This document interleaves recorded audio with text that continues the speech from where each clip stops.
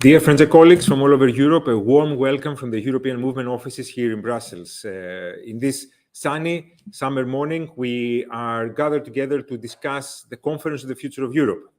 As you know, over the last couple of years, there has been a long, deliberative and inclusive process that gathered together stakeholders from across our continent, across the political divide, from various sectors, put citizens at the heart to discuss exactly what future should we aspire for our European Union.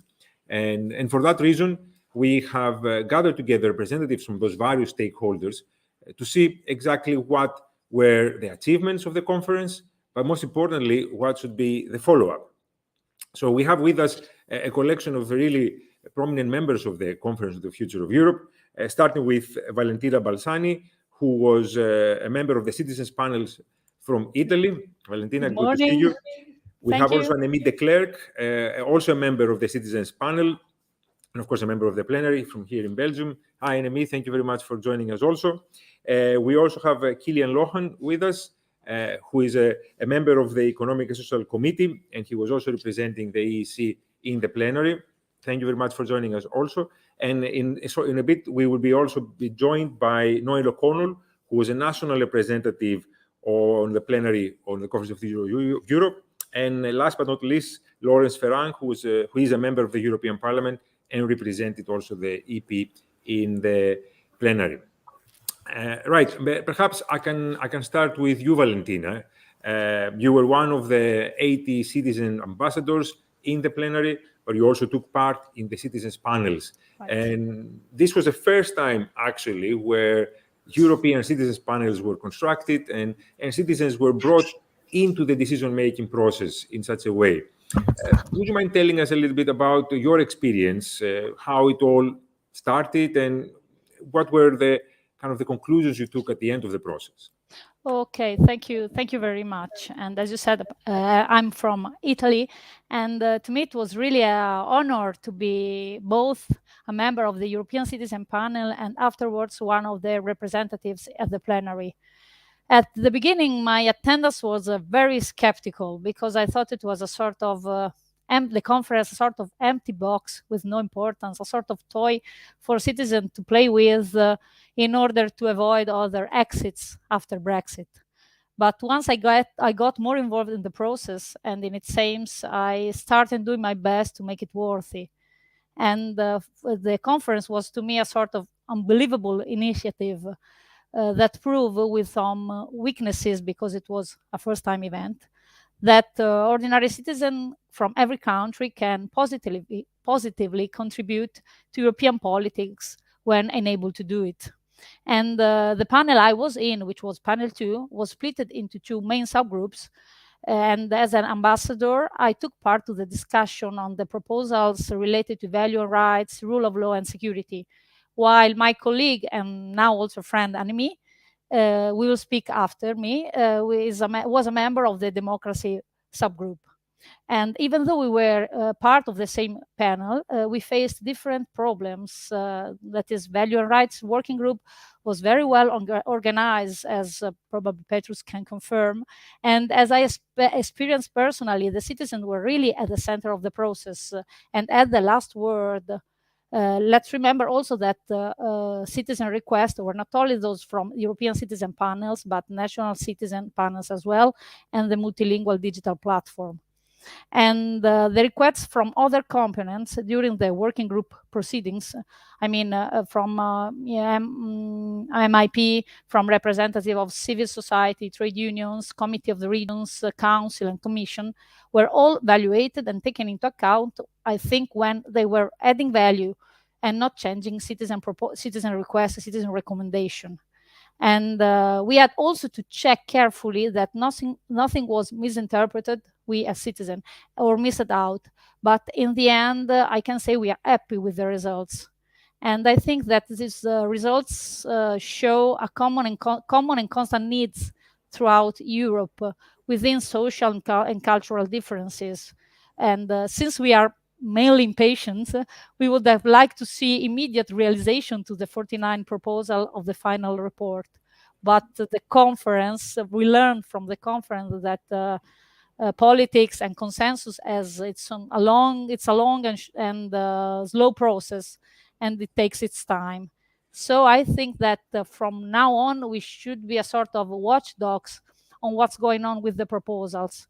And as a matter of fact, both European Parliament and the Commission expressed immediately their intention to bring forth the proposal, while the Council acted more cautiously, with even many members opposing the conference results. And we all know that is a time of increasing urgency, with a war with no solution at the moment, with problems with energy supplies, food supply, and growing inflation. But I think that the conference proposals may seem of little importance now, and however, the answer to all this proposal, not only to those implying treaty changes, will be the real token that the European institution listening to the citizens, and also that the European institution deserve citizen trust. And I think that the Conference of the Future of Europe was an ambitious, expensive also, and challenging process for all the representatives and the staff also involved. And it will be really a waste not to try to get all proposals accomplished on a short or on a long term. That's my opinion. Indeed. And I think that's actually you hit the nail on the head there, and I think we're going to come back and touch upon a little bit the follow up and the institutional power balance, so to say, and how can we make sure that citizens and civil society and others can really navigate that process. But the one thing that really struck me is what you said at the beginning, the fact that you came in a little bit skeptical, unsure whether that exercise was in fact something real, because there was a little bit of criticism about the citizens' role, and not least from those that didn't like your recommendations or perhaps didn't agree with them, and they of course turn around and criticize it. Oh, but they're all pro-European; they were selected for that. But is it something that you picked up in when things first started? Was there a carpet adoration of the European Union, or people had more skeptical views coming in? No, there were more skeptical views and even Euro-skeptical people. I mean, not trusting in the power of European institution. But I think that just like me, both citizens and then ambassadors understood that this was a big chance for speaking, for asking what we want. So it's just have a try. I think we all thought, and discussion inside working groups and also outside helped to come to an agreement, to a consensus. Perfect. Indeed. Annemie, if I may come to you as well, do you echo Valentina's sentiments here? How did you perceive the process at the start, and how do you see now the next steps? Are you satisfied with the conference as a whole? The conference as a whole, I am satisfied, yes. And I really agree with what Valentina already told. It is not easy for citizens to participate in this process because we are not used to. But I thought I had to participate to the conference to show that and to learn about Europe, what Europe can do for everyone, for every citizens of all the member states. So I was very engaged to be in this process. And in our working group about democracy, it was very tough. It was not easy to come to the discussion and to have our recommendations because we didn't realize in the working group, because the recommendations of the citizens were in the center, but there were also the other participants in the process who also had to add and formulate their proposals. And then we had to speak with real politicians.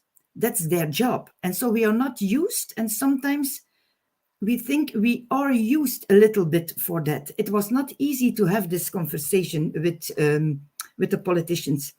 Sometimes we had the impression that they wanted to realize their agenda with us.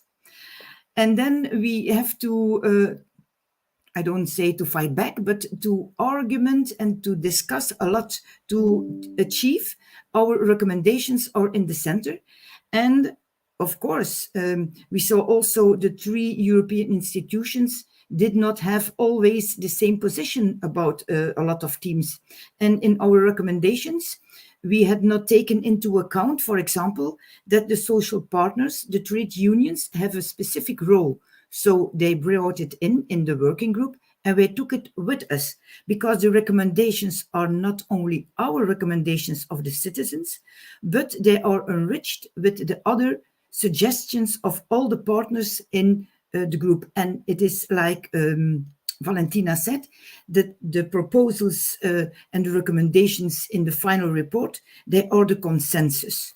But now it was striking that our recommendations were also in line with the recommendations of the digital platform from the national panels.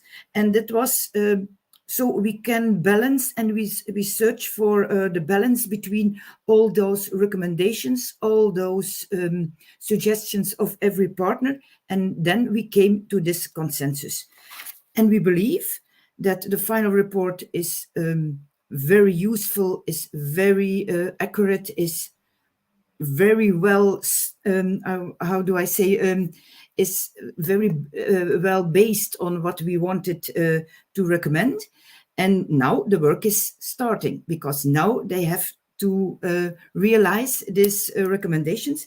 And that's what we are, the institutions, talking about. And like Valentina said it very much, very beautiful, we have to be the watchdog on the line to see what is following up. Because what I learned a lot in this conference was that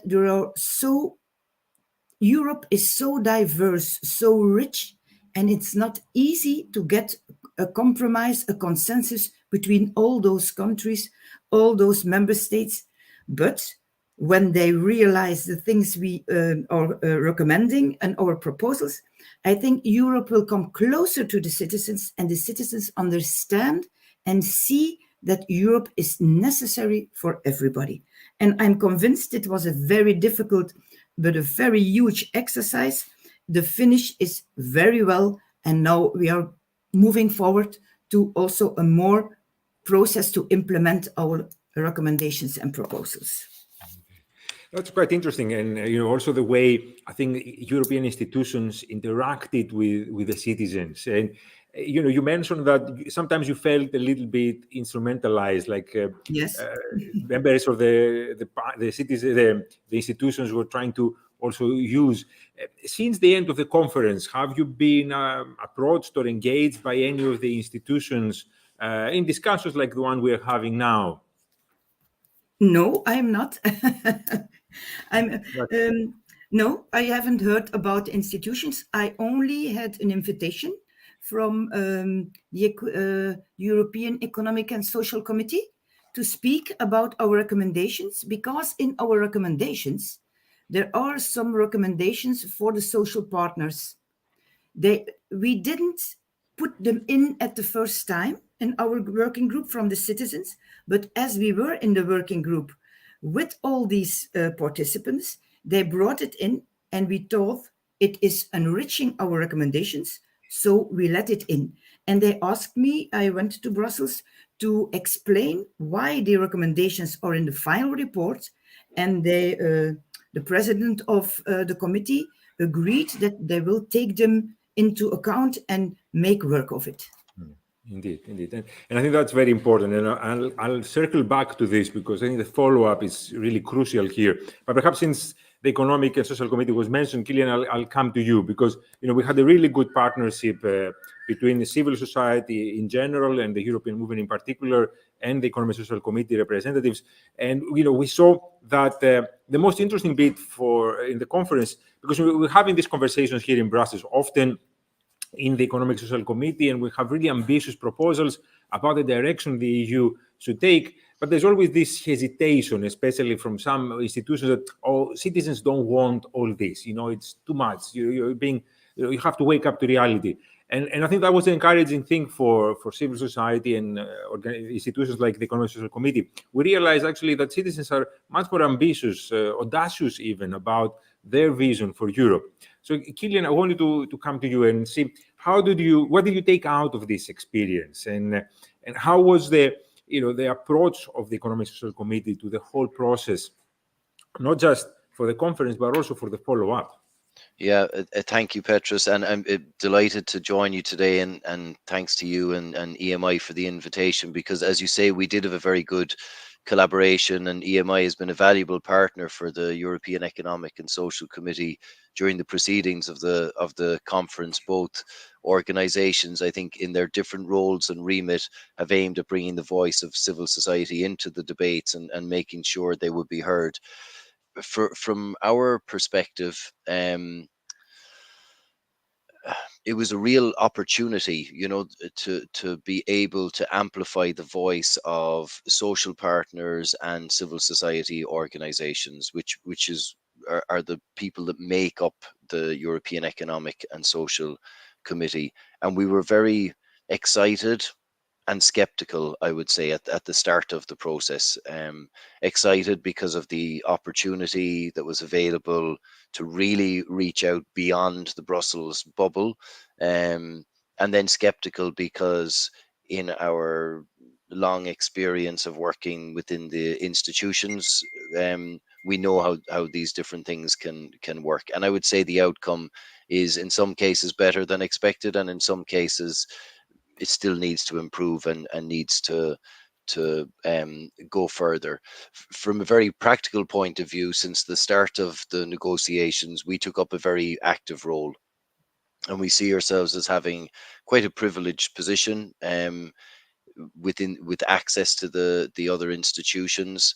I'm appointed here for a 5-year term from the environmental NGO sector in Ireland. I'm appointed through the Irish government as a member of the committee, um, and so what Annemie just said really resonates with me, that when you come into these kind of spaces and you have professional politicians or even professional administrators who are used to the setup, it can be very intimidating to have your voice heard, to take the floor, and to carve out a space for yourself. So for me, this was an exciting opportunity for citizens to have those chances. And I'm still wondering whether the fact that a lot of the meetings were remote and were online, whether that was an advantage or a disadvantage. Because the rooms themselves can be quite intimidating, but also the opportunity to sit in these big salubrious rooms and be able to speak and partake in debates is a great experience in itself. So I hope for the follow-up that there are more opportunities to kind of normalize that for everyday citizens. Within the committee, we supported the rollout of 75 different events, and 60% of these events produce reports on the conference platform. And of these, 45 of the events alone gathered almost 8,000 participants. The committee also promoted the use of the online platform, where we encoded 60 new ideas and launched a communications campaign. And we promoted national events both in English language and in the local language also. I think we were particularly well placed to increase the reach of the conference thanks to that network that I mentioned of civil society organizations and social partners. So not just workers and employers, but consumer groups, environmental groups, human rights protection groups, the liberal professions, small, medium-sized enterprises, social economy, and so on, and into academia and farmers.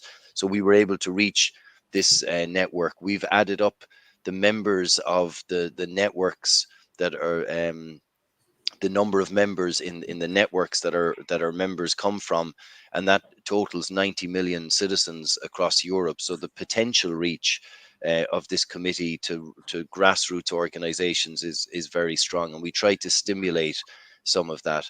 The added value, I think, is that we're not, as members of the committee, we're not just based here in Brussels, but we actually have jobs back in our home member states, and that keeps us connected. So the conference may be over, but I think the process is not, and only a true and structured follow-up will make sure that the experience was a success. And I think that's really what we've got to focus on next. Perhaps, and this is something I wanted to touch with you, because just like yourselves, the European movement and all our national offices did a lot of activities, try to raise awareness and engage people and feed into the digital platform. But it was a bit disappointing to see that member state governments, especially, who hold the megaphone, who really have the attention of citizens, but also the media, didn't really publicize the conference as much as they should, as much as they could. Do you think that was a missed opportunity? This great deliberative process that put citizens at the heart of decision making for the first time went generally unnoticed by the wider public. Do you think that was a missed opportunity? Yeah, absolutely. I mean, I talked to friends of mine back at home in Ireland, and they didn't know the conference was happening. And I think there was a big missed opportunity, because I often think some of the initiatives that are happening within the bubble of Brussels, within the EU institutions, and um, activities that those who are connected and involved, like probably all of us speaking here today, and probably most of the people who are watching are tuned in because they're already interested and they're already aware of these different events. The people beyond that, the vast majority of citizens who are just engaging with the EU on a level of seeing a headline in a newspaper or seeing a tweet about something, really that's where we need to make those stronger connections. And I think Valentina said it in her opening remarks, that this was an unbelievable opportunity for voices to be heard and to reach different citizens. And I think if more people knew it had been happening, they would have been excited and they would have got involved. And perhaps the reason they didn't is because, well, number one, as you said, those with the megaphones didn't use them enough, but also there's probably skepticism in general amongst citizens of whether their voice makes a difference or not. And so that's why I think the follow-up is so important, because we want to show that you can make a difference and give some hope. It's so often the case, I think, in this kind of work of campaigning and trying to make change, you get fatigued because you think, well, what's the point in my tiny little voice trying to make a difference here when it's always carries on the same and nothing ever changes. So showing that we can make changes and celebrating those and amplifying, like telling everybody about them, I think is really important, because I believe in it, and I believe that we can make a difference. Indeed, and I think that's a message that we really need to take forward, and also that's a role that all the citizens ambassadors in the plenary, but also all those that participated in the panels, in the citizen panels, can now play, be exactly that carrier of the message. And we can cooperate to make sure that people here in Brussels don't forget the conference.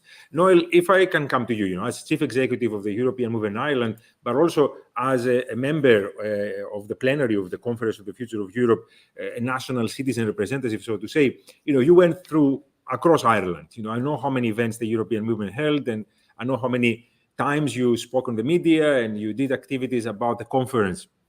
But again, our ability to cut through perhaps pales by comparison to that of government. How did you perceive the conference from the national level, with the national audiences, with the national stakeholders and the government? And I should perhaps say that I think the Irish government, compared to other governments, was a good student, so to say. They really tried to do their homework and take the conference as far and as wide as possible. Was that your experience too? Yeah, Petros, and good morning. I think if I can say from an Irish perspective, across the board, over 4,000 people took part in over 70 plus events thus far in the Conference on the Future of Europe, which in terms of the Irish population is something that we are very proud of. And ourselves in European Movement Ireland partnered with the Department of Foreign Affairs, the Minister of State for European Affairs, Thomas Byrne, as the leads and the champions of the whole Conference of the Future of Europe. And they were really, really involved and committed to the process. It wouldn't really have happened in terms of that support and buy-in and advocacy and championing for it at a national level. So we were supported and encouraged and facilitated to go around the country and to listen to people here in Ireland, and also the new Irish communities that have come and have made Ireland their home, and also our diaspora, our overseas community. That was a big part of what we wanted to do as well, and listen to the voices of those who aren't living in Ireland but are European citizens as well. So we really did our utmost to reach outside the parameters of the usual bubble. We worked really closely with youth groups, youth organizations, sporting clubs, migrant rights communities, LGBT organizations, our Irish-speaking community, and we did this on a very collaborative, consensus, non-partisan approach, really engaged. And we were really encouraged and struck by people's views, their hopes, their ambitions for the conference. But it can't be allowed wither on a vine. And you know what really struck me was that people wanted to see the EU do more in areas that it could in an effective and efficient manner, but also that follow through in policy areas must be there. And I mean, a concern that I would have is that, you know, we want the EU to play a bigger role on the international stage in areas where it can, but we can't allow the recommendations that Valentina and Annemie spoke about. We can't allow what we all put in, and Petros, you and colleagues across our European Movement Network were very involved in all aspects of the conference. We can't allow those to just gather dust on a report. I was part of the Digital Transformation Working Group, and it was really excellent working group. And having attended in person so many of the plenary sessions and met fellow European citizens, national citizen representatives, parliamentarians, and so forth, there was a real coming together, and I really hope that the outcomes are just not let lie there, that we really want to see concrete action. And I know European Movement International is very much taking that message and driving it forward. Indeed, and I think that brings me nicely to some of the things that all of you said. You know, the follow-up, especially. You know, there is now a bit of institutional arm wrestle, so to say. The Parliament has actually come forward with a very strong position. They have adopted a proposal to organize a convention that will enable us to address those recommendations that might require treaty change. The Commission took a more sober approach. They have done a study and they have concluded that the majority of the proposals can be implemented one way or the other, and they're planning in the autumn to set out how they're going to do this.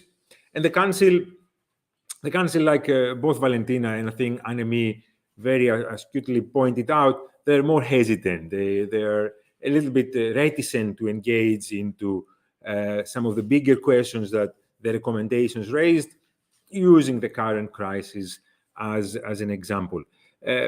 Maybe I can come back to you, Valentina, and you know, in your experience now over the last year and a half with the conference, where do you think our focus should be? How can we ensure that, you know, what Noel said, the recommendations that came out of the conference don't end up collecting dust on a desk somewhere in one of the European institutions here in Brussels, but they actually start becoming a reality?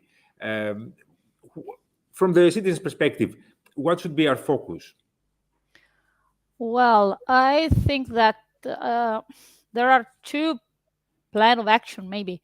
I mean, a bigger and more ambitious, that is the one going toward the convention, but it's meaning not just that the convention will be successful. I mean, not going actually on treaty change, but at least starting it, at least implementing it and discussing. Maybe it will end up with no changes to the treaties, but I mean, the effort to be done. I know it's expensive in terms of time and of money, but I think it's worth now, because Europe, people in Europe have changed, and European needs have changed as well. So maybe treaties may be rearranged, even according with new entrances at the door.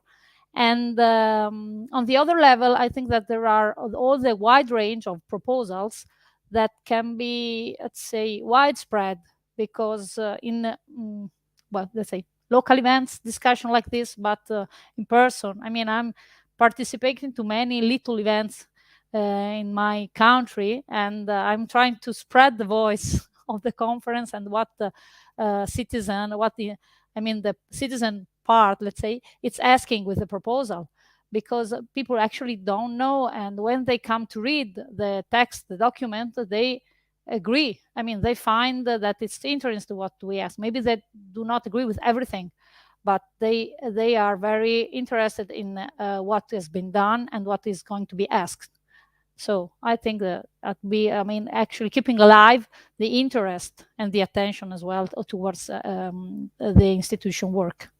Yeah. And I mean, for you, again, I think you mentioned a little bit at your opening thoughts your desire for the follow-up. But if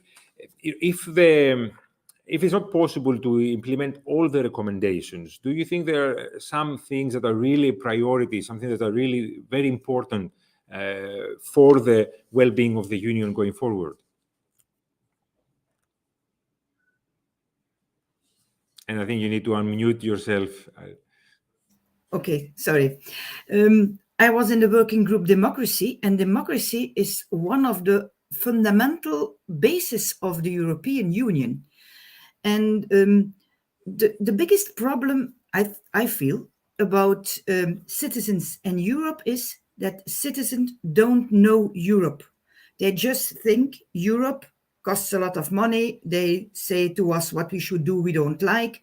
And they don't, it's far away, Europe. Europe should be next to the citizens, should be there for the citizens. And it was, I don't know the word in English, but some politicians, they told us, but what are you asking? We are elected by the citizens, so we are here for you. And they didn't realize Europe is too far. Europe has to be comprehensive. Europe has to be able and next to, close to every citizen, that every citizen know what is Europe doing. And very important in our group also was that Europe is democratic.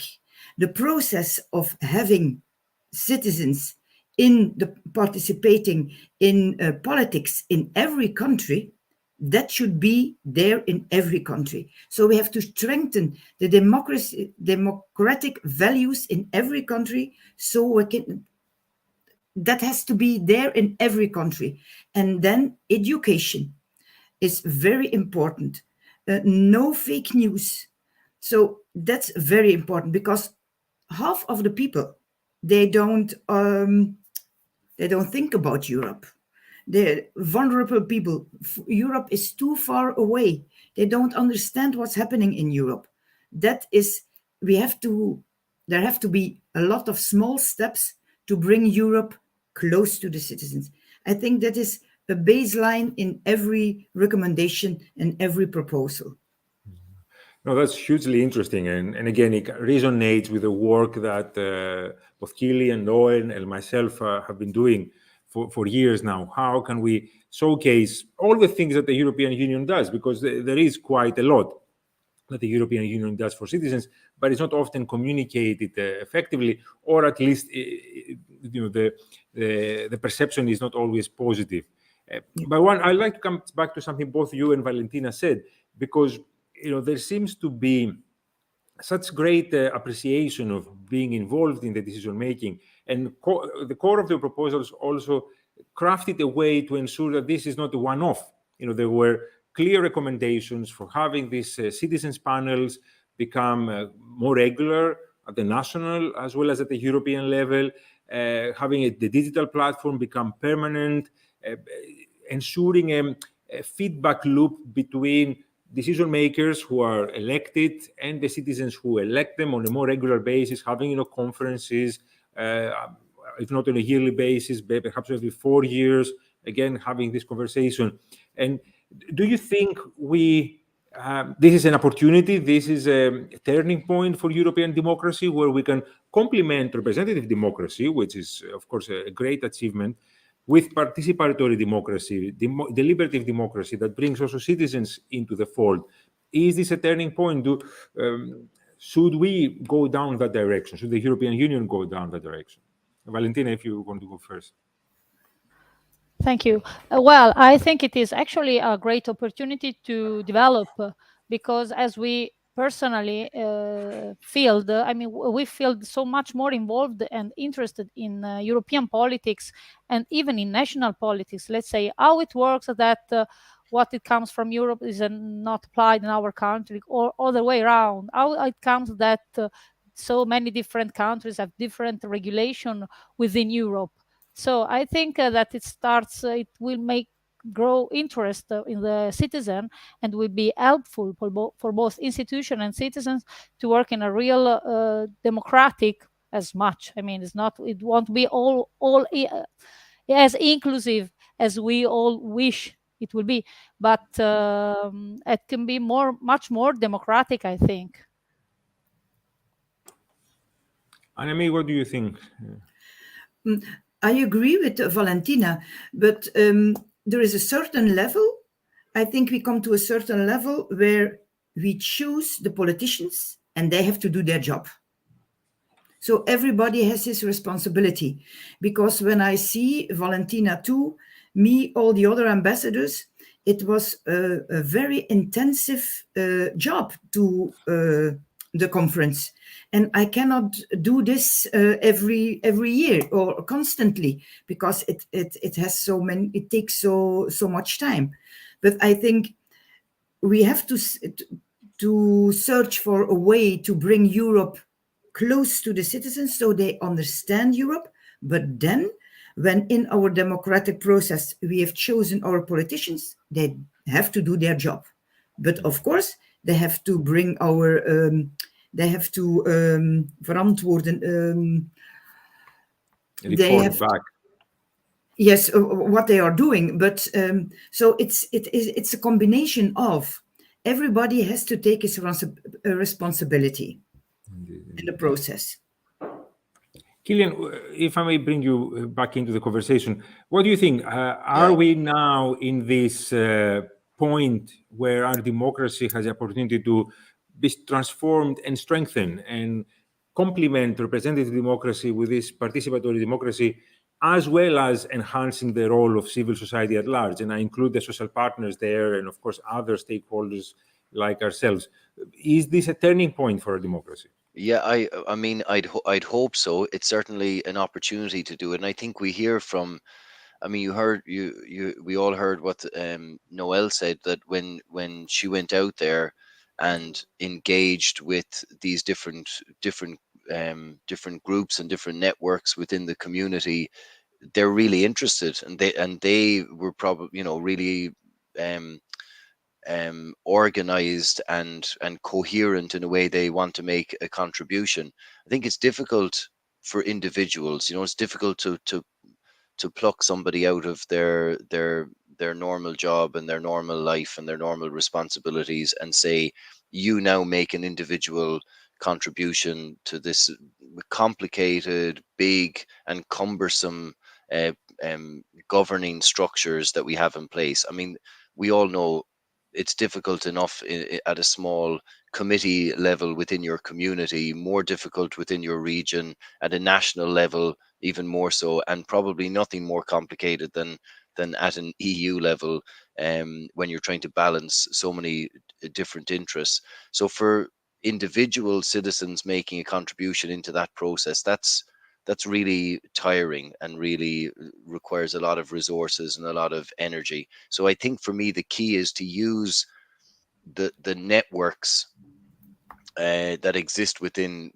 citizens, the way people have organized themselves into groups, whether the type of groups that Noelle mentioned, the type of groups that make up the organizations we represent at the EESC, the community groups, the sporting bodies, the civil society organizations, really, because there you have an amplifying effect of these networks that are put together. And I think that's the real opportunity, and that provides a different perspective than representative democracy. It provides a different perspective than somebody who is elected and then is dependent upon having a certain amount of stability so that they can be re-elected again for the next term of office.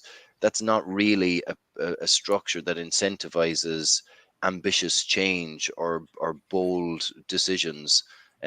Because with any ambitious change or bold decisions, there's a risk of it not working out the way intended, or there's sometimes a need in so many of the issues that we're dealing with within not only the EU but within the world. There's the need for long-term thinking, and for reorganizing structures and for systemic change, as we keep saying.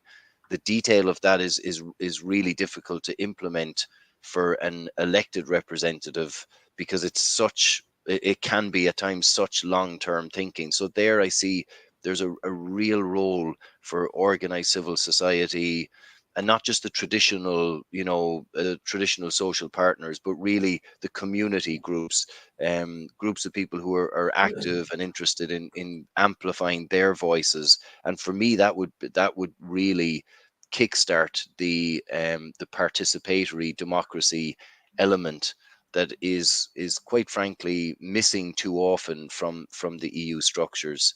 And I think it would also be a process that would help to address that issue that Valentina and Annemie have spoken about, of the citizens feeling disconnected from the EU. I think that we're a collection of member states, but we're actually a collection of thousands of communities. And I think thinking of the EU in those terms is important for moving forward. Certainly, Brexit it demonstrates the fact that so many communities felt like the EU had nothing to do with them, that it would make no difference whether they were in the EU or not in the EU, and that being a member state actually was a hindrance to their development. Because the EU as a body, we don't really speak enough to communities and to groups at that level. And I think participatory democracy and the type of thing that we're discussing here as a way forward could really help address those things. And it all comes back again, of course, to communication and to education around what are the values, and what are the advantages for us as a small community to be part of this collection of thousands of communities that are different but have common interests across the EU. Indeed, it is important to make policy that is not just about these communities, but is with these communities. And this is a way not just to make them feel involved, but also to make the policies that affect them more appropriate and perhaps representative and better designed to address the needs of the community. Because when you involve those communities in the decisions that affect them, then those decisions were probably going to meet their needs much more. Mhm. And Noel, we are in the business of engaging with government and working with elected representatives, feeding into different perspectives. But often this takes place in an informal context. Do you think just like Killian said, our democracy would be strengthened if we had more institutional avenues for organized civil society, the social partners, and citizens to engage in policy making and make that outcome of the policy making better, perhaps? Absolutely, Petros. I think what is interesting as part of the Conference on the Future of Europe, when we reflect back, it actually was the world's largest experiments in participatory democracy. And I think a common theme from all of us this morning was we were probably all a wee bit skeptical at the start as to how it could ever possibly work. But despite and notwithstanding all the odds and the challenges that it has gone through, it did work. And I think it doesn't have to be a case of either or.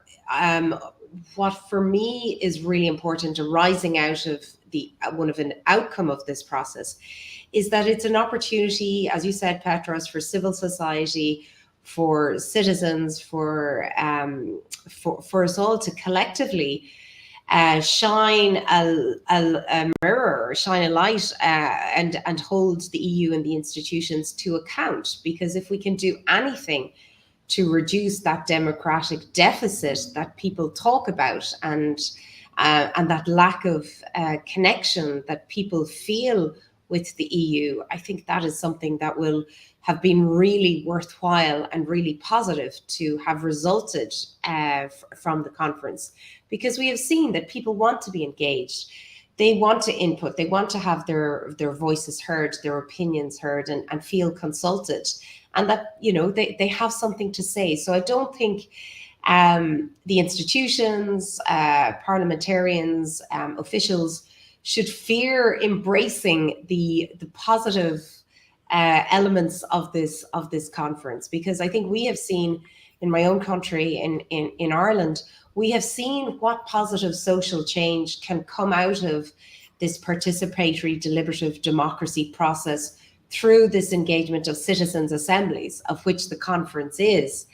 And in terms of engaging and tackling the most complex issues of our times, bringing people together to have an informed and engaged consultation, debate and dialogue, and then engagement with elected representatives can only be to the good. So I would really hope that there's a process of embracing the positives, that there isn't a fear by the institutions that perhaps that they feel that Pandora's box has been opened, but this is a positive way of looking at people getting involved and having their say. I mean, as Killian spoke about the communities across Europe, but we're talking about exactly communities and hundreds of millions of our lives. And if the EU can do anything to collectively pool all our resources and our input to make it a better place for its citizens, I think that's positive, and hopefully that momentum will continue when we see President von der Leyen's State of the Union address in September. Indeed, and yes, very much so. And actually, Noel, you provided a great opening, because we are now joined also by a member of the European Parliament, Laurence Fareng. And Laurence, thank you very much for joining us today. We've been having a very lively and rich conversation up until now.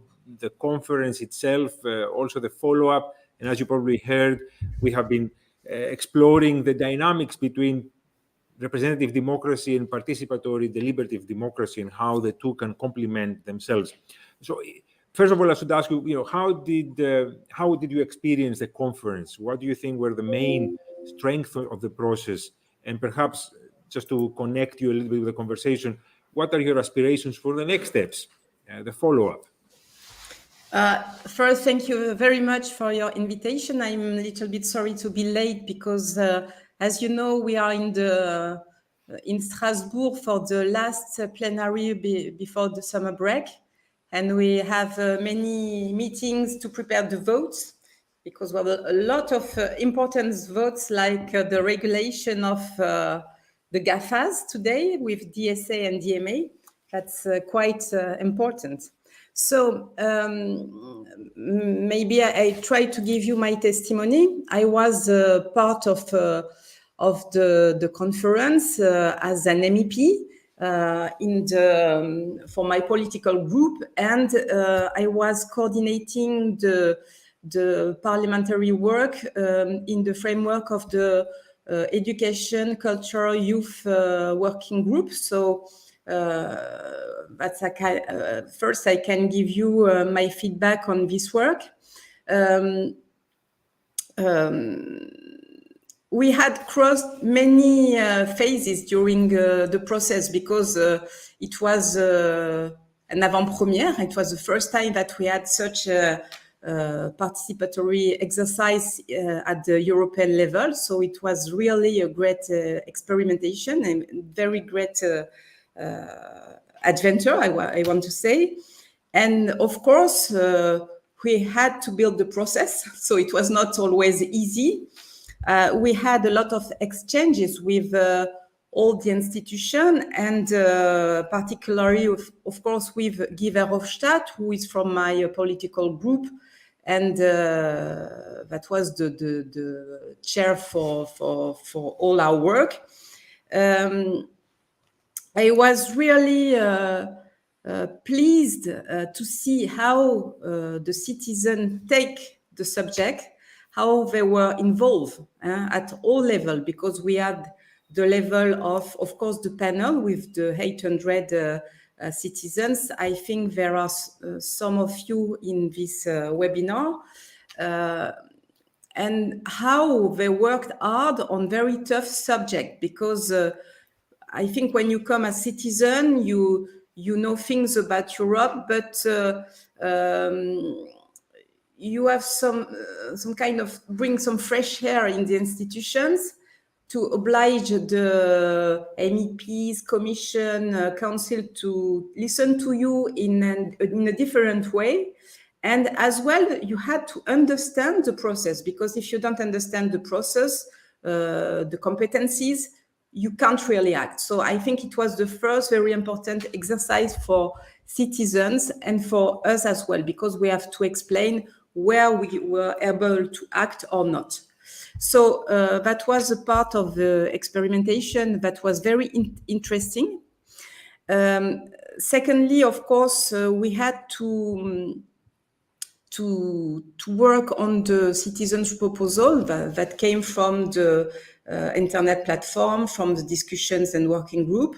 So that was fine, because we had this working document to amend, to discuss, and that was a great exercise, because we worked as well with, as MEP, I always work with the Commission, European Commission, and with the Council. And then we had to work with citizens, of course, but as well with national parliaments and with the Comité des Régions, Committee of the Regions, with ONG. So that was a wide, very wide discussion, very open and very interesting as well. So then we had really good exchanges and really good quality of debate in the framework of the working groups, I have to say. In mine, as I said, it's about culture, education. It was very interesting because it was related to our European identity. And I think it's the heart of the question of the conference. How can we go further together? So first, we have to understand who we are and what we are doing together. So that was really interesting points. Sorry, I've got a coffee because the day is long already and I need some. And so we had very interesting conclusions related to the European citizenship, to the harmonization of education, particularly in the framework of the citizenship education, civic education, and the opening of new kind of exchanges, like one idea what we push at the French level, which is European civic service for all European youth. So it's a dream, but it's kind of, we like to push this idea further.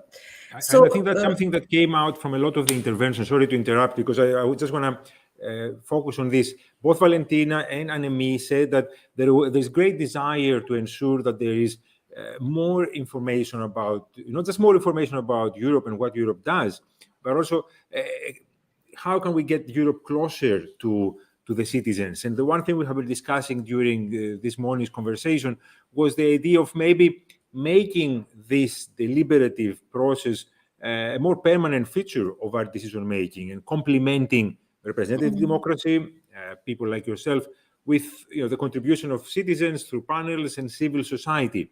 Do you think we are reaching this point, this inflection point for our democracy, where we can strengthen the representative democracy with this a more participatory element, exactly to bring citizens closer to what their representatives are doing? There are many levels to answer to your question, many things to do. I think we have this topic of education and harmonization of education. So that's a policy, a global policy. And we know it's really hard to implement in all at the European level because it remains national competence. But we are pushing, and particularly in my committee, to have this minimum civic education at the level. So it's a work we have to do in the future with the citizens and with you, of course. And I think maybe my message would be, we are European, but we are national. And I think we have to have more weight in the national programs when you have elections. You have to put it in the program. I think it's very important. And in the different conclusion of our working group, we had this idea of a youth test in the European policy. And I was happy to hear that President von der Leyen plan in the comment on dit le discours pour le in the State of Union address in September to include consultation of all citizens when big pack and big text will come at in the debate, and particularly the young people. So I think if we success to get that will be a great success. Before talking about reopening the treaties, and maybe I think you have had already exchanges on all the next step. As you know, the Parliament has voted a resolution, the Commission has made a statement on that, and you know we are waiting for the Council, so we are waiting for the state members, and that's really the issue to go further with all this will of more democratization at the European level. And I think you, as organization, must have to put weight on the policies, decision makers. So I don't know if my answer is complete enough. Very much so, very much so. And it echoes, I think, a lot of that has been said. And maybe I can come back to you, Valentina, to respond a little bit also to what Laurence have said, in this context of the dialogue.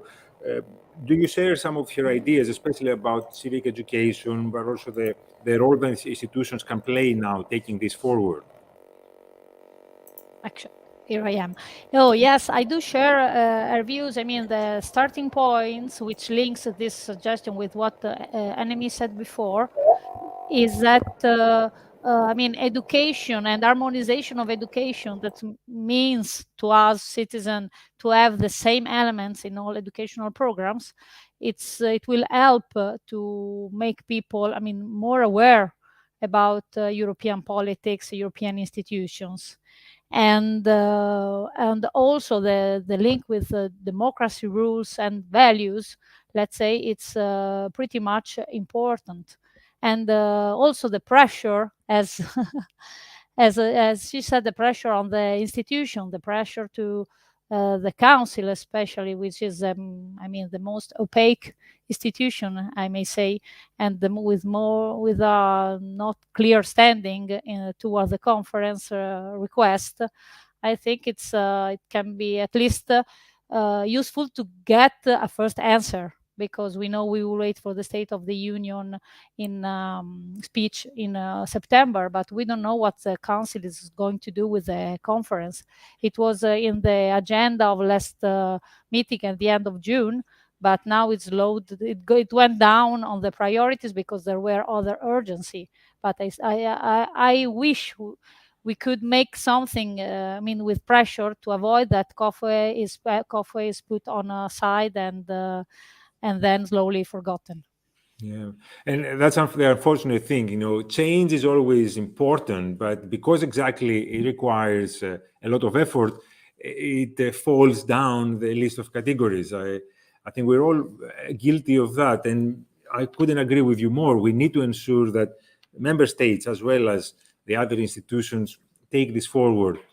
Anemi, I want to also check your reaction to what Laurence was saying, and maybe follow up a little bit from what Valentina did. How can we put pressure in our governments to make sure, whether it's in Italy, in Belgium, or in Ireland, or anywhere else, to make sure that they really respond to the recommendations and they take the necessary actions to implement them? I'm very sorry, I have a technical problem. Do you hear? There's suddenly a very sound. Is it a problem for you? It's okay?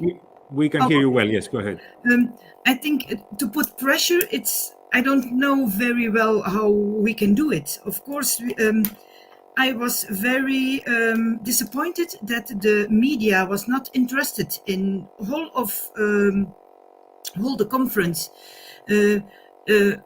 I made an interview with the Indonesian Observer, and they were more interested than the press in Belgium. So I was very disappointed. We have to put pressure on the politicians, but I don't know how we have to do it, because, as for example, we are just with 2 ambassadors of the conference in Belgium. We already wrote to the politicians, but they don't react. So we are looking for a way how we can get to them, because the conference was a very, very good wake-up call. They waked up, but now they have to stay awake. So, and then there we are looking for how we can do this, because it's not so easy, and not everybody, and even I don't have a daytime to do this. So we don't have really an answer to that, but we are convinced we have to stay alert, and we have to do the follow-up. And sometimes we have, as ambassadors, we have a chat group. We are informing ourselves, and it is very nice to see that everybody is engaged and wants to get up and to get forward. So we follow up, and we see what can be done and what can be not done. Yeah, as I say, it takes a village, and I think that's why it's very important for all of us to work together in that regard. And both the European movement as a pressure group, but also our partners in the Economic Social Committee in the European Parliament. I think together with you, we can certainly make sure that your calls do not go unanswered. And I think it's quite a pertinent reminder that we need to ensure that what happened in the conference just doesn't go wasted. Kilian, perhaps also from the perspective of the Economic and Social Committee, I think there is a lot here that perhaps is also a little bit concerning, because there is a risk that if nothing comes out of this conference, that those citizens that were engaged and those citizens that were aware of it will be disappointed, and perhaps they might even be put off with regards to the European Union and democracy at large. Do you think the stakes are really high in that regard? Yeah, I do, and we've spoken about that from the start of this session, of saying, look, there's a huge opportunity here. There was, at the announcement of the conference, this could be a really transformative idea. And as I said at the beginning, some things have worked out quite well, and some things I'm still quite disappointed with. And we needed more engagement, and we needed more visibility, and we needed more coverage in the media. And we need to understand the real reasons behind why that didn't happen. And part of that, I think, is maybe a lack of confidence that any engagement or contribution will make a real practical difference, because the whole process can seem so big. But one of the real positives is we have something very practical from the conference. We had all of those different recommendations coming in. We have 325 proposals. specific proposals with 49 objectives organized around 9 themes. So there's something very concrete that has already come out of the conference, and they're very measurable and very specific. And at the ESC, we've been calling for a dashboard, for the Commission to set up like a dashboard on how each of these proposals are progressing and how they're being implemented. And I know that there's some work towards that already beginning. And specifically within 2 of those proposals, the ESC is mentioned, and engaging civil society organizations in a better way in proposal 36 and 39. And interestingly, in 30, I think it's in 36 that they mention specifically youth organizations, which I think Noel mentioned as one of the groups that they were linking in with. So it's interesting that there's an opportunity here to reach groups that normally can feel marginalized or can feel less represented through representative democracy. It's slowly changing. It's of course getting better. But it's a kind of fast track, if you like, to having their voices heard. And I really believe that citizens within the EU are okay with compromise, with consensus building. They're okay that, I mean, I mentioned from my personal point of view, I come from the environmental sector. I don't expect everything that I would like to see to end up being finally on the table after a long negotiation process. So I can accept that there's other viewpoints, and we need to move forward together on different issues, even on issues as important as climate action. But what I do want to see is, I want to see that my voice is in there in the debate somewhere. And I think that's the big opportunity within the conference, to say, look, we haven't taken exactly on board what you wanted, but we are listening to you, and there is a space for you to be heard, and there's a space for your voice to be heard. And I think that's where the participatory democracy can be complementary to the representative democracy. And here is the opportunity, and it's an experiment, as some, I think it was Noel said it, that it's the largest global experiment in this type of a consultation. So we don't have to get it all right straight away, but what is essential is that we do have some concrete results out of this, and we have the template for it. We have the specific proposals, and we can show, without having to go immediately to a big convention, or immediately going to treaty change. It's already been identified that we can act on a lot of the proposals with the structures that we already have. And that, I think, would build the confidence that, you know, if you as a citizen, as a citizen group, if you're willing to put the energy and the effort in to engage in these processes, you can make a difference, and your voice can be heard, and you won't be ignored. And that's the big challenge, to show that this experiment has worked to some extent, and then build the confidence that it's worth getting involved in, and it's worth engaging in for the next steps of it. Indeed, because there is perhaps a danger that we might get too caught up to this idea. All right, what kind of legislative measure do we need? Is treaty change necessary? Maybe it's better to take a step back and look at the recommendations and see the objectives that we want to achieve. We want perhaps more competence for the European Union in certain areas, or we want more action by national governments in other areas. So look at the objectives and start moving towards them without focusing too much on the instrument or the vehicle, a convention or treaty change, but really focus on the objective at hand here. Because again, both Valentina and Anemia thing made that point. You know, there are certain things that are coming out very strongly from the recommendations. And perhaps, Noel, I'll come to you again from the national perspective. You know, we're talking a lot about member states and their approach to this process and the follow-up especially. What's the view in Dublin with regards to some of the dynamics developing here in Brussels? Do you think the Irish government is supportive of the recommendations, and is it prepared to perhaps take a leading role in carrying them forward?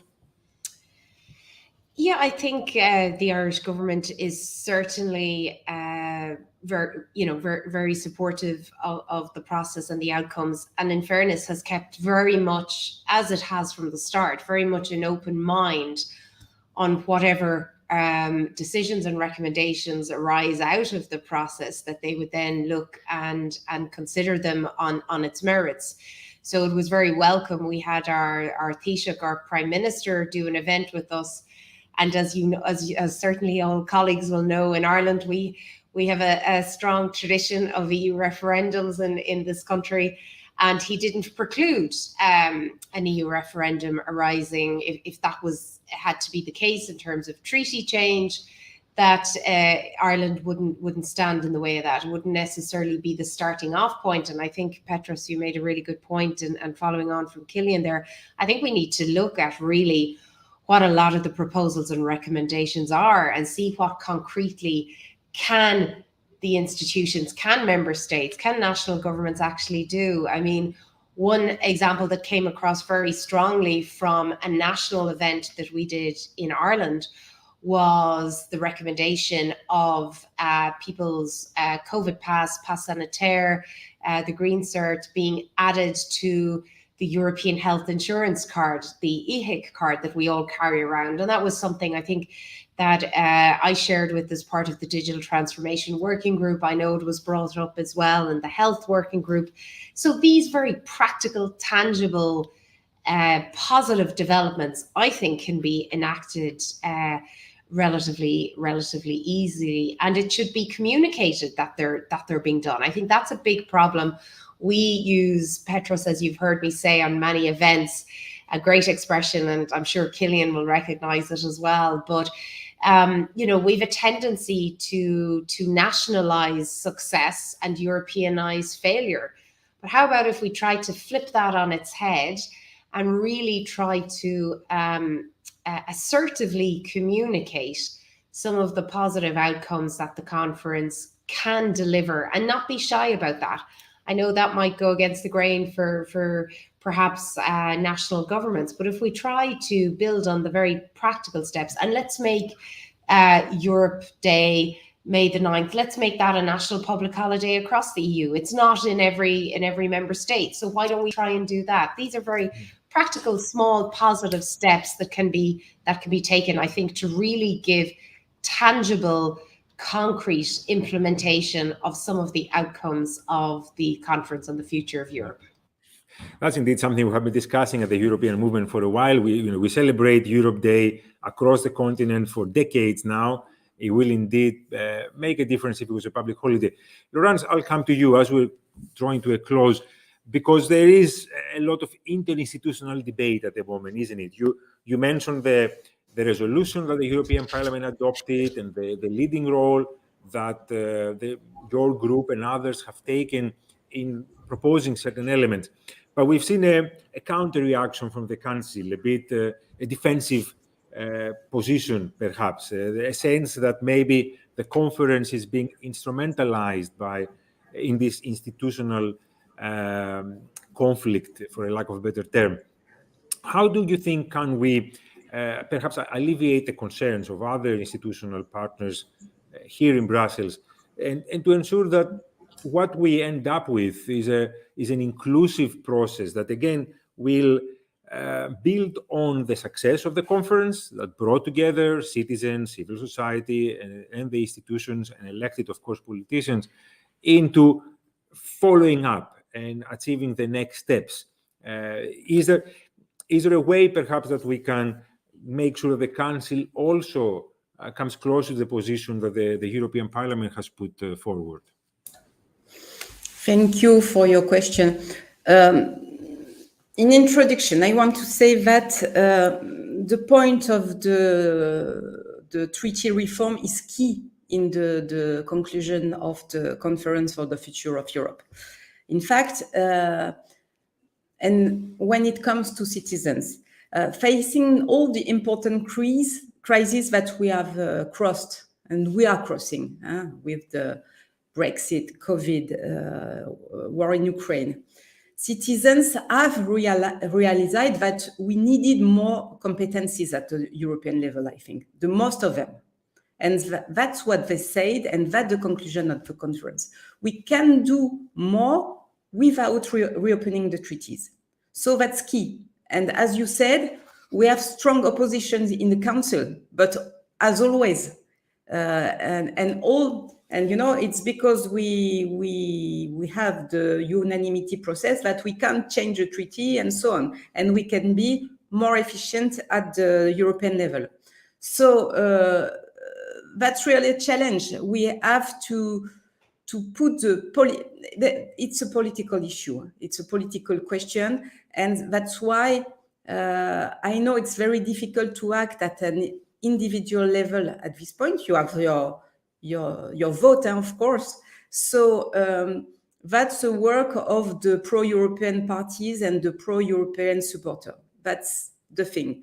So that's my duty, and that's the duty of my group and others. We have a strong coalition on all this question to act, but our work is to make citizens aware that if you vote for, you have to choose the right party if you want to be stronger at the European level. And then the question of how we can go further at the council level, it's now the work of the Czech presidency, of course. So at our level in the European Parliament, we are working on that. We are, as you know, Guy Verhofstadt. I want to say a word to the I don't remember the name of the ambassador who come from Belgium. You have a very good speaker that is Guy Verhofstadt in this framework if you want to put pressure. So we have to do our political work. We have to work with our leaders at the European level. And of course, as France with Emmanuel Macron, of course, the French presidency is close now. We have made big leaps at the institutional level. And now we have to continue to put the pressure on the different presidencies. Of course, we have to work with the question that we have the Poland, we have the Hungary, and so on. So I don't know, maybe, you know, new debates like what is happening in Ukraine changes the balance, I think. So maybe in the light of such events, we can create new majorities. I hope so. So now I've no all-made solution. We only have to work at our level. We only have to work with our leaders. And as citizens and as citizens movement, everybody has to do his work at his level. I can say more. Thank you. Indeed, no, and I think that's quite an appropriate suggestion, because, you know, we all have to make our small contribution, add our voice, and we can really change the direction of our union, because we are indeed in a very crucial point geopolitically, geostrategically, and we need to make sure that Europe delivers for citizens. Valentina, Annemie, I'm going to finish the conversation. If I can add a word, I want to thank you very much. I have to leave now because we have to vote. I thank you very much for your invitation.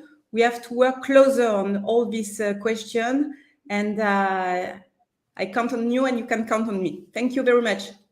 Thank you, indeed.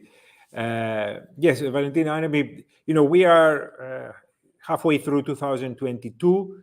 The next European elections will be in 2024, and you know, it's a crucial, I think, moment also for our democracy. And you know, we are talking about a lot of things here that can change the course of European history, both the events that are currently unfolding, but also, you know, the decisions that we need to take to address them.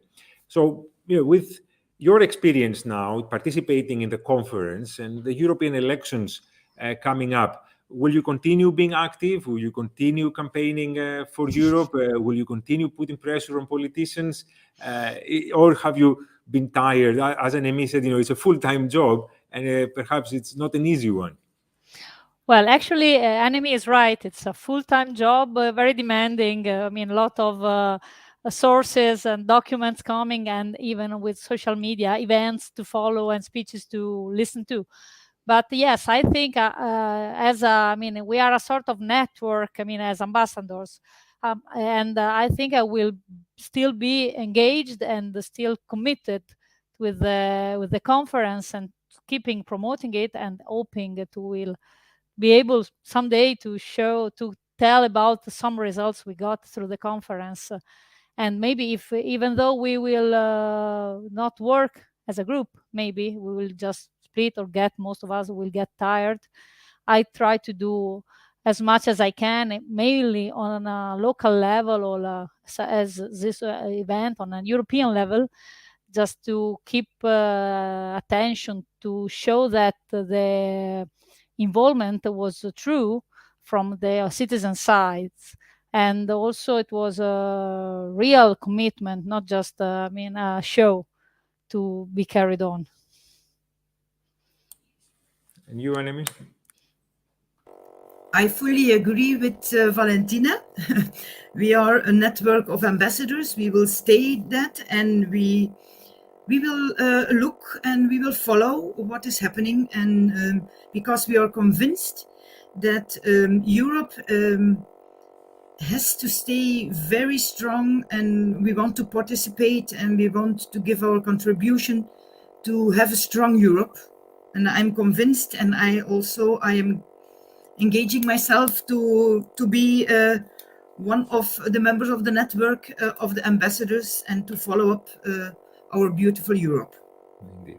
And you will always have a willing and able partner in the European movement in that regard. And I know the same applies to the Economic Social Committee, of course. What's left for me to do is to thank you for the time you've taken, for the really interesting contributions, but above all, kind of the inspiration you've given to continue this work and really insist. We have a lot to do ahead of us, and we will be in touch again so we can continue our collaboration. And for all of those of you watching, thanks again for taking time. We do encourage you to stay connected through the European Movement website and the European Movement social media, all the follow-up around the conference, because it's a crucial opportunity to make our democracy more inclusive and more participatory. So we will be continuing our work in that regard, and we hope you will be joining us in that effort. Until then, have a good afternoon and see you very soon. Thank you.